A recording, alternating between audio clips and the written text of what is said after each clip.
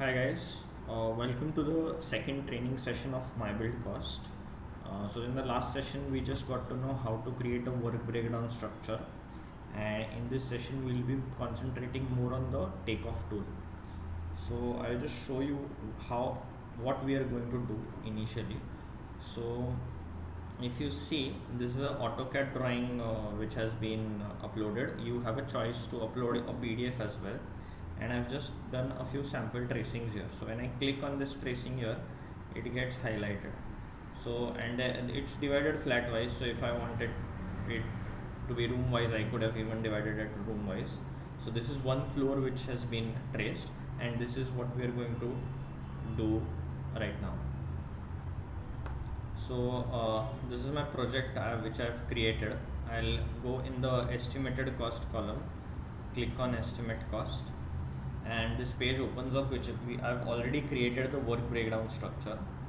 Now when I want to go to the takeoff tool, what I'll do is I will click on this calculator. Now I've divided it in first floor and I've written all flats. I just wanted all flats to be together, so that's why I've just created a sub level and told it's all flats. And when I click on the calculator, it will take me to the takeoff tool, which is the main tool. Now this is asking me to upload a drawing, so I can upload either a CAD or a PDF. So I'll just upload a CAD drawing. Now this drawing has popped up here. I'll have to just select this and say add. So now this drawing has got added. I have a choice whether I can even upload a PDF as well. Now the first thing after uploading any drawing will be to scale the drawing. There are two scales, one is manual scale and the second is auto scale. I'll talk about the manual scale right now. So generally when I don't know what my AutoCAD scale is, or when my drawing is in meters but I want my measurements to be in feet, I will select manual scale. I've selected imperial and I've selected feet, and I'll say OK.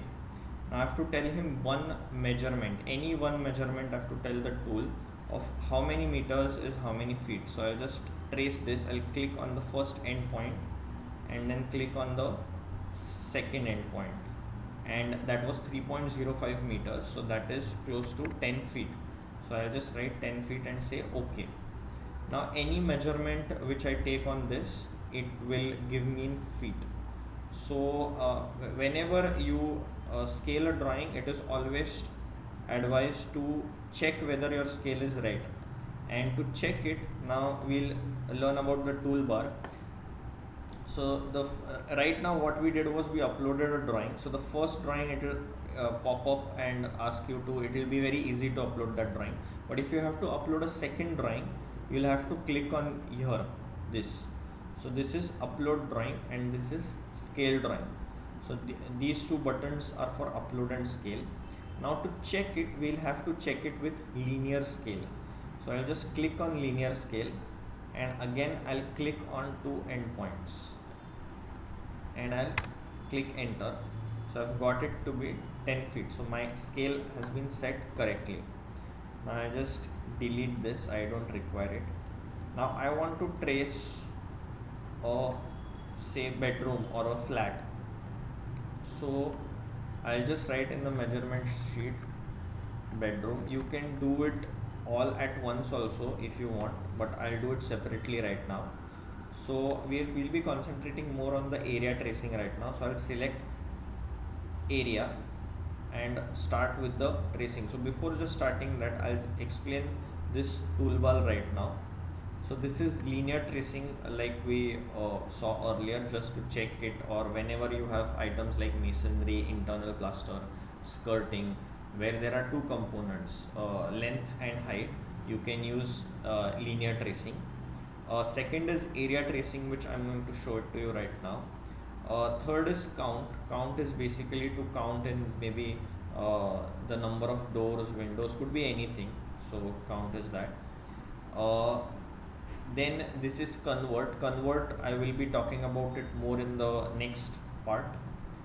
and then there is copy and paste. So if you have typical floors or if you have similar flats, then you can just copy your tracings and paste it. Then there's overlap, which is not available right now, but we're soon getting it on the server and will be soon available. Then there's flip vertical and flip horizontal. So flip vertical and horizontal are somewhat similar to mirror in AutoCAD. So if you have a mirror image of a flat, there are two flats which are mirror to each other, then you can use flip.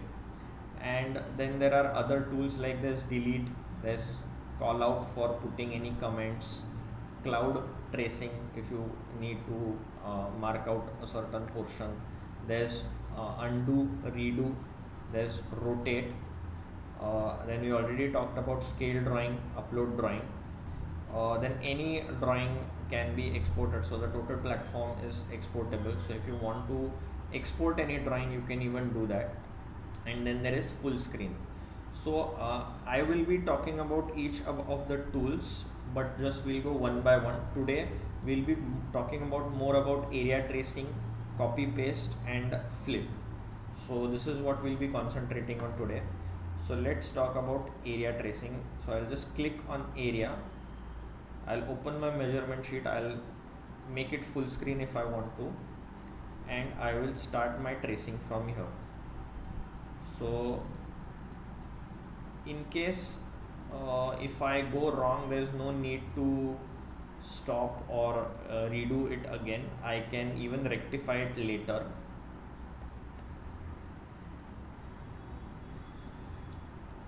I'll purposely go wrong here because I just wanted to show how we can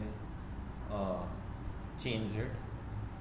Now I have done this area tracing for this bedroom. So if you see, this has automatically come here. When I click, it gets highlighted. I'll just change the color to say yellow. Now I know I've gone wrong here. So what I can do is I'll select is something like pan. So if I want to pan it, I can do that, or I can select my tracing and I can just shift this. If in case I want to add a certain point, I can even do that. So I'll just double click on the line and one point has been created. I'll create, and in case even if I want to say delete a point, I can also do that. So suppose I've created this point and I don't need this point here. And if you observe, my area, it gets changed. So now if I don't want this point, I'll just click on D and click on the point, so it gets deleted and this area gets changed. So this is my working which I've done for this particular bedroom.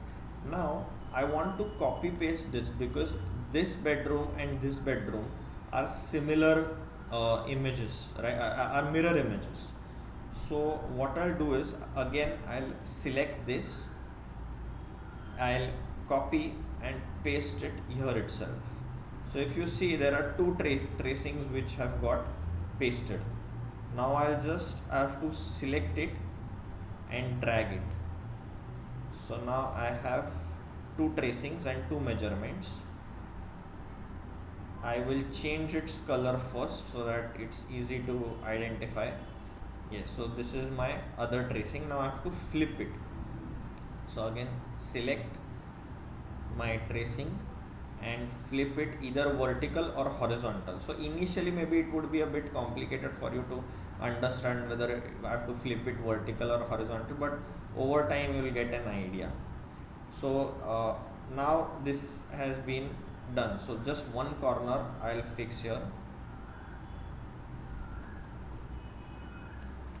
and my area tracing for this second bedroom has been completed. Now if you see, now this column offset is different. So what I'll do is I'll just delete this or maybe shift it here and create additional points.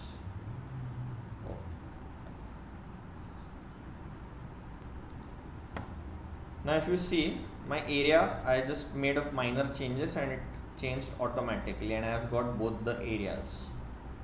So this was an example of area tracing for you.